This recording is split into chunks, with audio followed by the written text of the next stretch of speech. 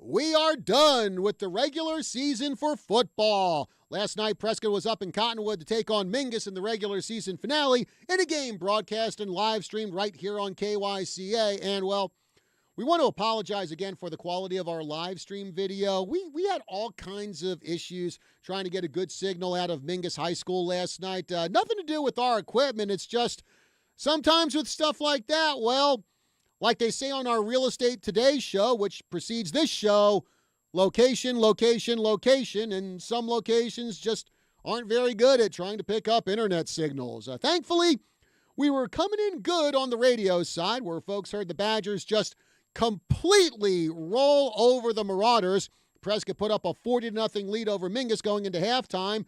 In the second half, well, there was no scoring. Mingus almost got into the end zone on their final drive of the game. They had the ball on the 3-yard line and got knocked back by a penalty. Then Rains Stokes, which has got to be one of the coolest names in Arizona high school football, hurled the ball toward the end zone. His receiver caught it, and the refs ruled him out of bounds. And the score remained 40-0 as the final horn sounded. And I will admit, I was feeling kind of bad for Mingus. It has not been a good season for them. They finish at 1-9, and last night was their senior night. And who wants to get shut out on senior night? Your final game of the year, and for those Mingus seniors, their final football game ever at that high school, probably just their final football game ever, period. So a touchdown on the final drive of the season would have been a nice way to close everything out. But, well, it wasn't meant to be, I guess.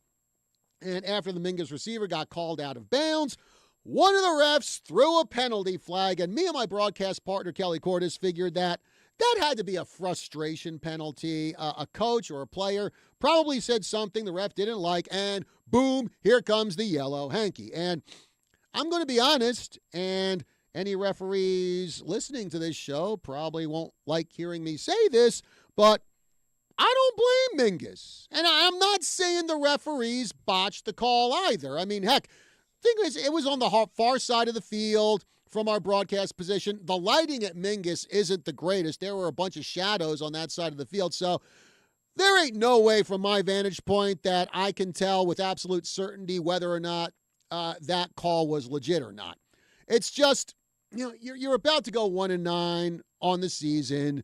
You're on the verge of being shut out on senior night, your final game of the year. And you just want one thing to go your way. One thing that can make you feel good, even if it's only for a few seconds, and you don't get it.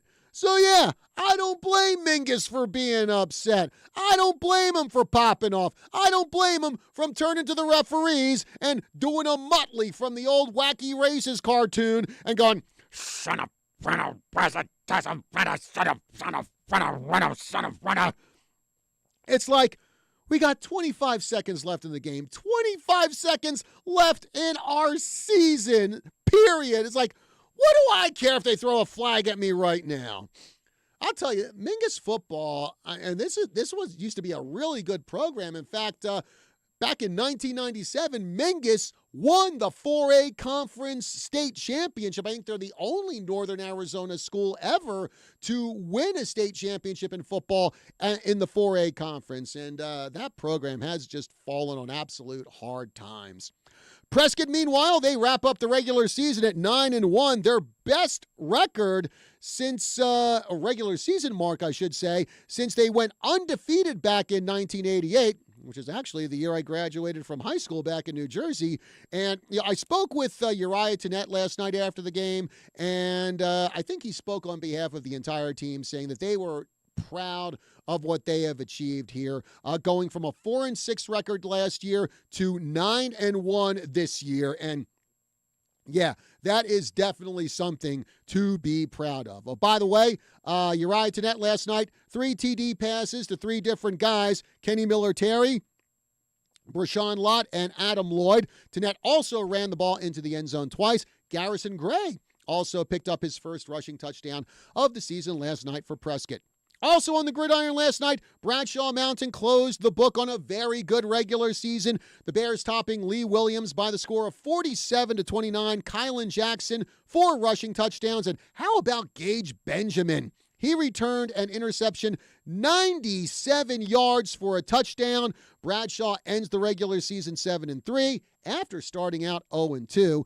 Prescott right now is ranked number 7 in the PowerPoint rankings. Bradshaw Mountain is number 12. As we speak, the AIA selection show is going on down in Phoenix, where they will announce the brackets for the playoffs. Hopefully, we will find out who both the Badgers and the Bears are playing and where in the opening round of the state playoffs before the end of this show. Opening round of state next Friday. Also, we hope to find out who the opponents will be of the Prescott flag football team in the opening round of the 4A conference playoffs. And what a story that is. Last year at this time, the Prescott flag football team, well, didn't even exist. This year, in their very first season, they go undefeated in the regular season and are ranked number 1 in PowerPoints. And I think we need to return engagement with Prescott flag football on this show. Normally, for in-studio guests, I have teams in once during the season. But Prescott flag football is such an incredible story. I may need to bring back Coach Hart and a couple of his players to talk more about that. We did have some postseason action last night involving our local teams. The Embry-Riddle women's soccer team, they went into overtime to beat Ottawa 1-0 in the GSAC semifinals. They will host the Masters University in the GSAC championship game Wednesday at 5 p.m. Lady Eagles with a shot at winning the Great Southwest Athletic Conference title in their first year in that conference. Embry-Riddle Cross Country, who dominated the Calpac Conference for a decade, they had a pretty good showing in their first GSAC meet, both the men and women finishing as conference runners-up. Local postseason schedule today, the Embry-Riddle men's soccer team, they are in California to face the Masters University in the GSAC semifinals. The Prescott swim team has a dozen swimmers in the state meet. That takes place at the Skyline Aquatic Center in Mesa, so best of luck to both teams. Also, folks, if you need your weekend sports fix beyond this show, boy, oh boy, do we have it for you. Coming up today at 4 p.m., we have ASU football on KYCA as the Sun Devils host Central Florida. Then, over on our brand new sports station, 1450 a.m. The Team, we've got 2 big college football games for you today. At 1 p.m., it's Georgia versus Ole Miss. Then at 5:30 p.m., we've got Alabama versus LSU, excuse me. Tomorrow on the Team, it's a big day of NFL matchups, starting with the Giants and Carolina at 7:15 a.m., Pittsburgh versus Washington at 11:30 a.m., and the Sunday night game, Detroit versus Houston at 5:30 p.m. We also have Monday Night Football, Miami versus the Rams at 5:30 p.m. All of that coming up for you on our new sports station, 1450 a.m. The Team. Time for a break here on the Tri-City Sports Roundup. When we come back, we'll be talking Yavapai College men's soccer with 2 of their players. I've got Tyler Loveridge and Jacob Vincent in the studio with me today, and we'll be back right after this.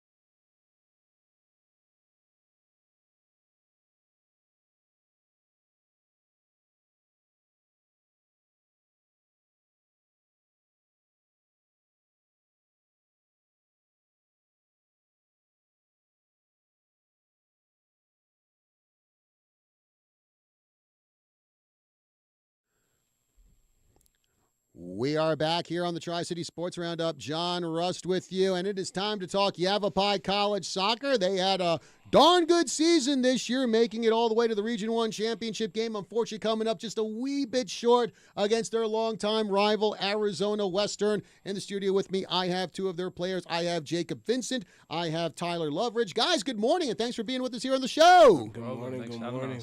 All right, so Jacob, I'm going to start with you, man. You go back to the start of the season for Yavapai. Not the best of starts. You drop your first two games to Fullerton and Mount Sac. Then you tie with Arizona Western. Like I said, not the greatest of starts in there. So, what was kind of the mood of the team after those first three games, where you're like, man, we ever going to get a win here? No, or what? I don't think that we were ever down to the point that we thought we weren't going to win. Mm-hmm. In those three games that we played, I feel like the most interesting thing is that we played the best in the games that we lost, and the game that we tied, we didn't play the best, Mm-hmm. And so that's just a prime example of how soccer works. And so we took away from the games in California. I think we did really well in those matches. Those are preseason matches, like getting us ready for the regular season, and I think we did really well. And so we weren't really worried. We were just putting things together. Our strings were barely getting attached. New team, new faces, all that stuff. Those things had to go into account. Yeah. Mm-hmm. And of course, Tyler, you look at the scores. You only lost to Fullerton 1-0, and it was also another one-goal game against Mount Sac, 2-1. So even with those losses, kind of like Jacob said, it's like there were certainly, I'm sure, a lot of positives to take away from there. One-goal game, it's like, hey, one or two things we do differently, and the result could be different. Yeah, I think that Fullerton game especially was pretty tough for us. You don't want to lose your first game of the season. Obviously, you want to start off good. And I feel like we played good that game as well. It wasn't like we lost 1-0 and kind of we didn't have any chances. Like, we had chances.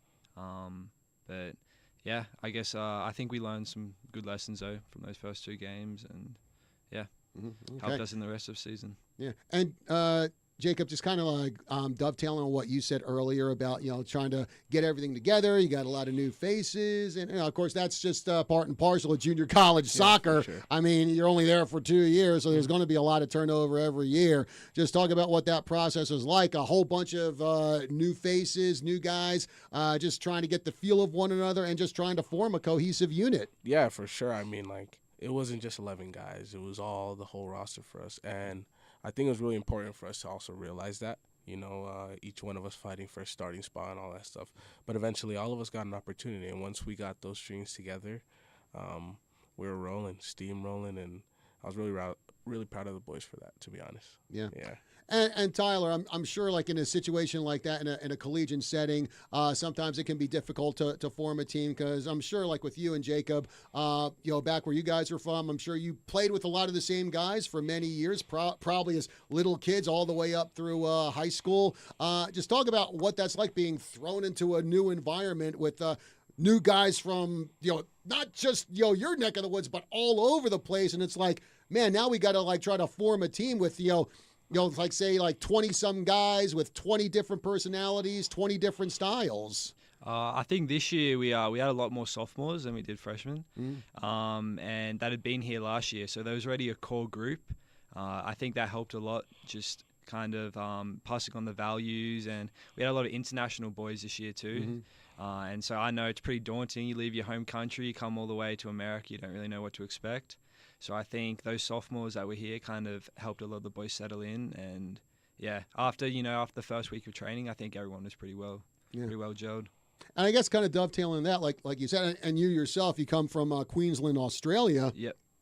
But for a lot of those international guys, it's like, okay, we may be coming from different countries and coming here to America to play. But I guess, the one thing is, even if you have different personalities, different styles, the one thing you got in common, no matter where you're from, whether it's here in the U.S. or beyond our borders, you got soccer in common. Yeah, for sure. Well, I know, just talking to say mates from back home that go to college, you have to, you kind of have to go out. All the different friends, they do different things. Whereas I feel like here, our whole team's just one big friend group. We all bond, like you said, just because we all play the same sport. Just makes it easy. Same interests, same hobbies, and yeah. Okay. And Jacob, of course, after you went 0-2-1 to start off the season. You got a tie against Arizona Western in your first home game. Then you go over to Henderson. Las Vegas, 6-1, half dozen the other. They're right next door to one another. You play Southern Nevada. You get a 4-1 deke over those guys. So after getting that first win, just talk about what the mood was like for the guys. It was great. It was great. It was a great mood. I think we had a little shift in formation, little things that we did in training. But honestly, the mood was splendid because we did really well that game. It was a domination, full 90 minutes, and that's expected from us. Everything that we worked for in preseason, all those losses that we had, finally kind of paid off in that way. And from there, I think we just steamrolled and the guys were happy. Yeah. I kind of like that, and actually I kind of want to expand on that because, you talked about lessons you learned in the losses, and I've always believed this, that sometimes, it stinks to lose. Nobody likes to lose, but sometimes a loss is necessary in order to get better, and it sounds like that's what happened to you guys. Mm-hmm. It's like, we took some lumps against Fullerton and Mount Sac, but that helped you guys out later in the season, I'm sure. Definitely, without a doubt. And it's not like it wasn't there. It's always been there, We just needed help crossing the line, and I think that time we got the help that we needed. And then from there, we didn't really stop. Mm-hmm. Yeah. And, of course, Tyler, I did mention your first game against College of Southern Nevada where you beat them 4-1. Then a few weeks later, you host the Coyotes at home, and that was a pretty chippy match. In fact, I remember at one point, everyone just seemed to be gathered out on the field, and I think there might have been a couple little shoves in there, and I'm sure a lot of chirping, and I'm sure what was said we cannot repeat here on the air, but talk about what it's like being in that game. Emotions are just boiling over, and, you got to try to find a way to rein it in and do what you need to do to get the win. Yeah, I think those games especially is kind of where you rely on your senior players. It's easy, to get caught up in the heat of the moment and just lose control of yourself, lose your head. But I think the boys, because it was happening throughout the game, just lots of little fouls, stuff like that. The boys kept their head. And, it was a tough win to win, but at the end of the day, it's a win. Yeah.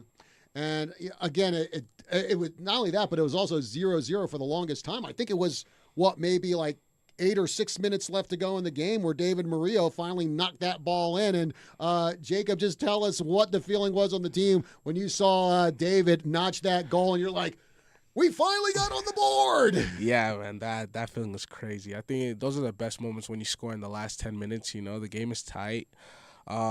We dominated most of the game. I'd say first half they knew that they were up against something tough that day.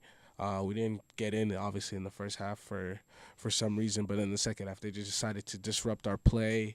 That's when they started getting a little aggressive, little fouls, and, that agitates us because we want to play, Mm-hmm. Those are the kind of games that we don't like playing, where you got to get a little bit dirty. Mm-hmm. But, we did what we had to do. Sometimes, you don't win how you want, but you get the 3 points. And, hey, at the end of the day, we were really happy with that goal from David. Yeah, a win is a win. A win is a win. Kind of reminds me of back in 1983 when the Chicago White Sox won the American League West Division, and they had the slogan, winning ugly is beautiful. And I'm the same way. It's like, they may not look really pretty or anything out there, but so long as that notch is in the win column, who cares if they looked, outstanding? Who cares if they looked ugly? No, without a doubt. I think that, that feeling when he scored the goal, just us celebrating all together, that was splendid. That's one of my favorite moments of the season, without a doubt.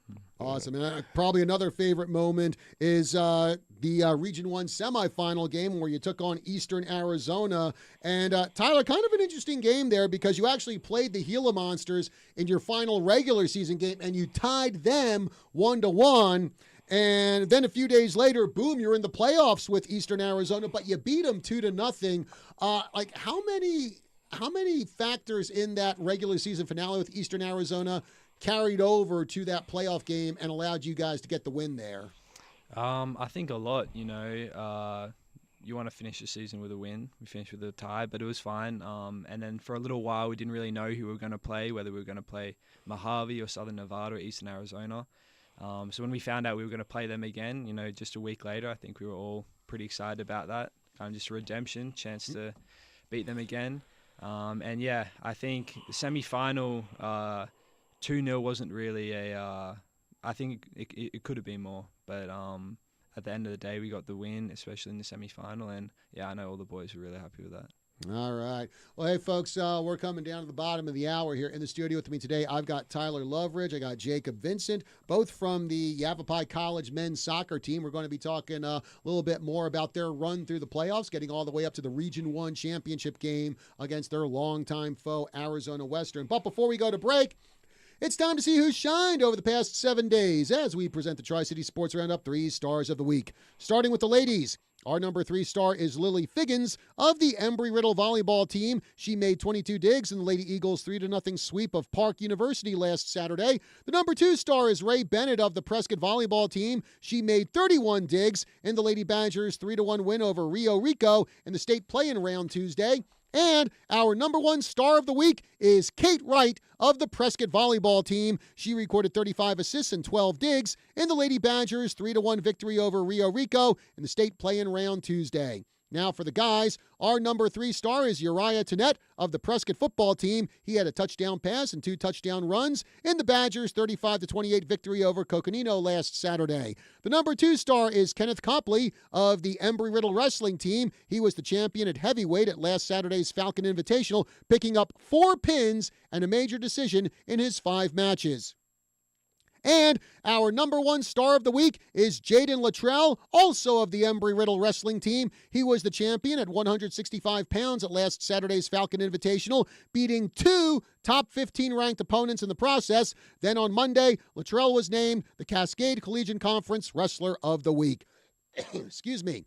And congratulations to all our 3 stars of the week. Break time here on the Tri-City Sports Roundup. We will be back right after this.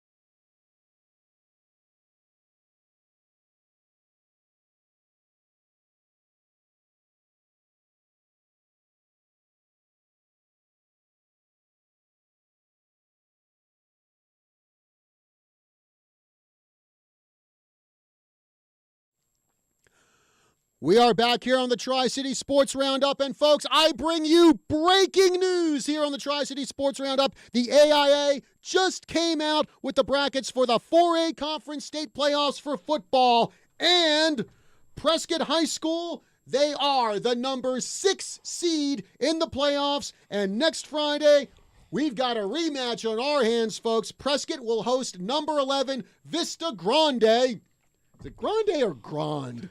I don't know. I've heard it both ways. I'll say Vista Grande for now, and if I'm wrong, you can yell at me or whatever. Anyway, Prescott, number 6, will host number 11, Vista Grande, next Friday at 7 p.m. And, of course, KYCA will broadcast that game. And as far as Bradshaw Mountain goes, Bradshaw, they remain number 12. And they will travel to, well, a team that, actually, it was the team that handed Prescott its only loss this season. Number 12, Bradshaw, will be at number 5, Thunderbird, next Friday. And another Grand Canyon region opponent, Coconino, they are the number 13 seed in the state playoffs. They will travel to number 4, Micah Mountain, which, if I'm not mistaken, I think is somewhere near the Tucson area. As far as the rest of the brackets go for the 4A Conference Football Playoffs, Yuma Catholic comes in as the number 1 seed. They will host number 16 Combs next Friday. Northwest Christian, a team Prescott beat by 1 point earlier in the season. Northwest Christian is number 8. They will host number 9 Walden Grove. Snowflake, they are the number 3 seed. They get to take a really long trip all the way down to Tucson. They will actually, no, correction on that. I'm sorry. Actually, it's Canyon del Oro who makes the long trip. Number 3 Snowflake will host number 14 Canyon del Oro next week. Wrapping up the rest of the bracket for the 4A football playoffs, number 7 Arcadia will host number 10 Seton Catholic Prep.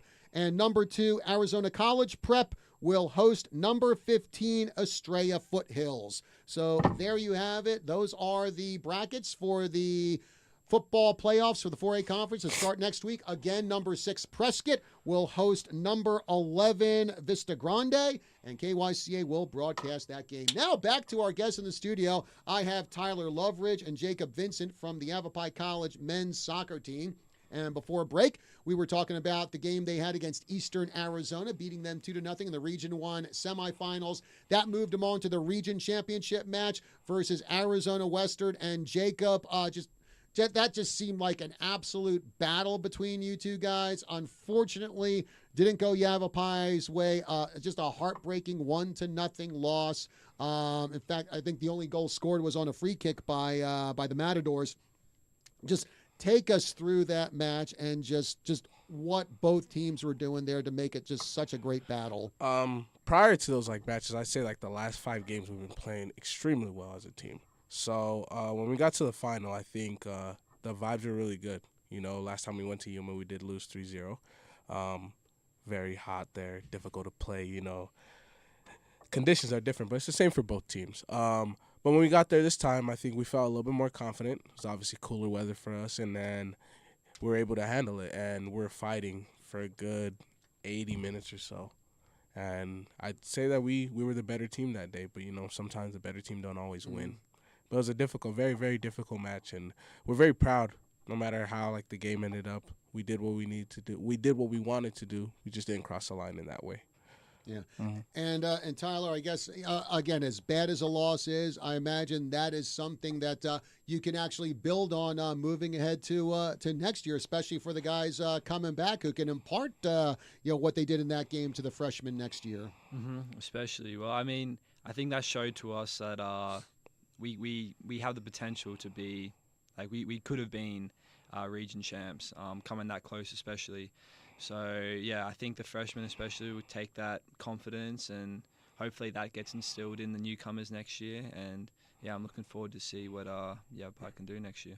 Okay, I think we all are hoping to build on the rich tradition laid down by this program that actually brought home 7 national championships during its history. And, now we got, as usual, folks, whenever we have local athletes in, we got to ask some embarrassing and maybe funny questions about their teammates. Yep, it's lightning round time, so let's get cracking here. And Jacob, I'm going to start with you.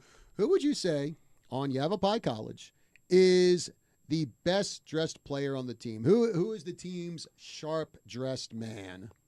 I'd back myself. Oh, I'd back myself without a doubt. I'd either say me or Cody Karcher as well. He's a clean guy. Yeah. Well, I guess kind of like what Kid Rock said, it ain't bragging if you do it and you back it up. All right, Tyler, who would you say is probably the funniest guy on Yavapai, the guy who just always keeps you laughing, keeps things loose? Colin Tompkins, for sure. Yeah, every bus trip, he's just always doing something. All the boys are laughing, pre-game, post-game, whatever. Yeah, he's just someone that keeps the vibes pretty good. All right. And, Jacob, let's go to the opposite side here. Who would you say is probably the most serious player on the team? I'd say Cody Karcher. Mm-hmm. Yeah. Okay. Very much to himself. So I don't know if it's serious, but, that's it. Gotcha. All right. Now, Tyler, who would you say is probably the most talkative guy on the team? The guy who talks so much, I'd be there like, come on, man, my arm's getting sore holding up the microphone here for so long. For me, I'd say Colin again. Mm-hmm. Yeah. He's just he's always chatting, even if it doesn't mean anything, no substance. He's still just talking. So yeah, just got to talk for the sake of talking, huh? Yeah. Okay, now Jacob, I'm going to go on the opposite side here. Who would you say is probably the quietest guy on the team? The guy who, if I interviewed him, the interview would maybe last 15 seconds. 15 seconds. That's a tough one. There's not somebody extremely quiet. Maybe Mikey or Cody as well. Mm-hmm. Yeah, I'd say in between those two.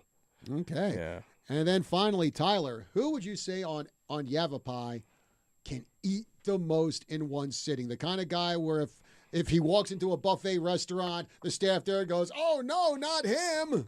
Yeah, I'd say Max. Yeah, the other day when we were all getting wings, he probably had 4 times as much as everyone else. So yeah, it'd be that boy Max. Oh, well, yeah, I think we were talking about that before we went on the air. He had like a pile of 40 wings.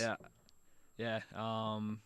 I remember because I was sitting with a few of the boys. We were all at different tables, and we all finished ours and we walked over, and it was just like a full buffet in front of him. Yeah. I mean, I can do maybe up to a dozen. I don't know about 40, but more power to you, man. All right. So Jacob, let's get a little more background on you. Now, you're originally from Salt Lake City, Utah. So what made you decide that Yavapai here in little old Prescott, Arizona was the place you wanted to go to continue your soccer career? I think it's the culture, Yavapai's culture, just like you said, 7 national titles. And the coaches did a well job in bringing me here. Their words definitely persuaded me to come here and try the program out. And honestly, don't regret any decision in it. I'm very happy here. Cool. Yeah. Well, any kind of culture shock, because you're coming from Salt Lake City, I'm sure the biggest city in Utah, major city, and now here you come to Prescott, population 48,000. I mean, what kind of culture shock was there for you? Not necessarily a lot, to be honest. Salt Lake City's pretty big. Big population too. It's a big capital city, but it's really relaxed, and I like coming down here. And it's also relaxed in a similar way where you kind of mind your own business. Yeah, I'm kind of that guy in that way, so I kind of prefer that.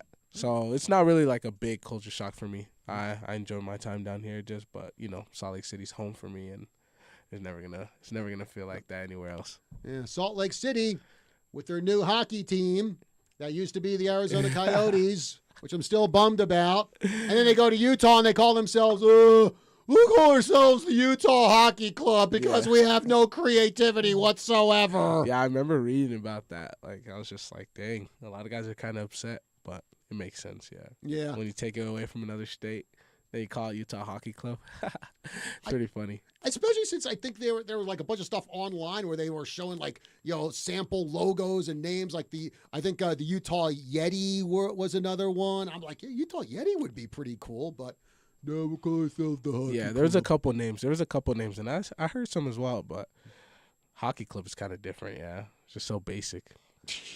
Boring. Boring. Bud. All right. Now, Tyler, you want to talk about coming a long way. You came over the Pacific Ocean and across California to get here, native of Australia. Actually, Lake McDonald, Australia. Australia, by the way, home to some of my favorite bands like Men at Work and Ice House and Midnight Oil. And, of course, Voyager, really great prog metal band you guys need to listen to. But what made you decide that you wanted to leave Australia and come all the way over here to America, specifically to Prescott, Arizona, to play for Yavapai College? Well, originally I went to Colorado last year. So I was at another college over there. Things weren't really working out for me. So, I started emailing schools, trying to get my name out. And just out of all the schools that I talked to, it was Yavapai kind of stood out to me. Like a little bit for the culture, like Jacob said. Obviously, if you play junior college, Yavapai is the most prestigious. I think they've won the most men's soccer titles. But also just talking to the coaches like Billy Gaddy and Chris Hauser on the phone, they just they painted a picture for me that sounded ideal, just in terms of the football and the school and just the whole package. So, yeah. Great. And, kind of like, talking to Jacob, he comes from a large metropolitan area, comes down to a small town. You were kind of the opposite because I looked it up on Wikipedia and Lake McDonald's population, I said, I think something like 1,300. So for you, coming to Prescott would probably be like coming to a big city. Kind of, yeah. It ranges like I was saying before, where I am from. It's small, but kind of 30 minutes each way. You can find areas where there's a lot more people. But since moving to Prescott, I like it especially. It's a lot warmer than Colorado for sure. So I think I was able to adjust to the weather here. Yeah. I think the interesting thing is, when we look at other countries, like Australia or Britain or New Zealand, we're talking, English-speaking Commonwealth countries. I think we're like, yeah, we're pretty much all the same. We speak the same language and everything. But for you, what kind of differences, maybe little differences, did you see coming from Australia, coming to America, and go, Americans do that. We don't do that in Australia. Was there anything like that you've experienced? The main thing's tipping. Food. So I worked as a bartender back home. I think in the year and a half, I got tipped maybe once. And it was like a big thing. It was like, wow, I got a tip. So coming over here, I go out to eat and I'm still not used to it. Like I'm having to ask my friends, like, how much am I meant to tip? Like, do I have to tip here? So yeah, that was the main thing. Yeah. And I think I've heard that from other foreigners coming over to America, especially in Europe, where they're like, what's this tipping thing? It's like you tip everything. It's like you tip delivery drivers, you tip bartenders, you tip service, you tip everyone. It's like we can't keep it straight here. It seems like. Yeah, I agree. I'm always having to ask, especially how much, and depends on what friend I'm with. I might have the stingy friend. He's like, yeah, we don't need a tip. But then I've got the friend that always tips, and he's like, yeah, like you got a tip here. So yeah, it just depends who I'm with, I guess. Yeah. Also, there's I don't know if you've discovered it yet. You can do tip calculators on your phone and everything, which is what I do because I can't figure out percentages to save my life because I stink at math. All right, we got a few minutes left here. So Jacob, one question I want to ask you is, what first got you interested in playing soccer? Ooh. I couldn't tell you, man. I was a gamer boy growing up. I think it was my brothers. They loved it. We had a big backyard where we used to live at, and they would just stay playing in the back, and they just kept inviting me. And then from there on, I just started growing a love for soccer, especially after watching the 2010 World Cup. That's when I really, really got into it. South Africa, one of the best World Cups, I think, ever. Most people can say that as well. Yeah. Okay. Cool. So, Tyler, what got you interested in playing soccer? I have to credit my mum for that, I think. So originally I wanted to play rugby, and I think she kind of saw, how hard they hit each other, and she was like, yeah, like I don't want him playing rugby when he's 7 or 8. So yeah, she chucked me in soccer, and yeah, ever since then I've just loved playing it. Yeah. So Jacob, at what point did you figure out that what I could probably go on and play soccer at the college level? I think it was when I was 14 years old. I think it's a time where I've really found out, I was pretty developed as a player, and I can maybe take my skills, to another level. And so that's when I found out that I can definitely play college level. Okay. And Tyler, what about you? When did you figure out that, I could probably make a go of soccer at the college level? Maybe when I was around 15, 16. Kind of around that age was, what year would that have been? 2021, I think. College soccer really started to take off in Australia, just like the ability to go over there and study and earn a degree while you're playing. and a lot of people in my local area started to do it. So I kind of started to look into it, and yeah, haven't looked back since then. All right. Well, folks, unfortunately, we are coming up to the end of our show here, but I want to give big thanks out to Jacob Vincent, Tyler Loveridge from the Yavapai College men's soccer team for coming in here and telling us about their season, a really darn good season, getting so close to that Region 1 championship, telling us a little bit about themselves. Jacob, Tyler, again, thank you very much for joining us here on the show today, and certainly best of luck first, congratulations on a good season for Yavapai soccer, and best of luck to you guys next season. Thank you so much. All right. And remember, folks, next Friday, we just got it in, Prescott versus Vista Grande, or Grand, I don't know however you pronounce it, in the opening round of the 4A Conference State Playoffs. KYCA will have that. We'll be getting you ready for that opening round. Bradshaw Mountain, they will be on the road. They will be taking on Thunderbird next week to open up the 4A State Playoffs. Thank you very much for joining us here for the Tri-City Sports Roundup. We got Dr. Hancock coming up next at 9, AZ Drive Time at 10, Eye on Prescott at 11. Till then, folks, I'll see you again next week.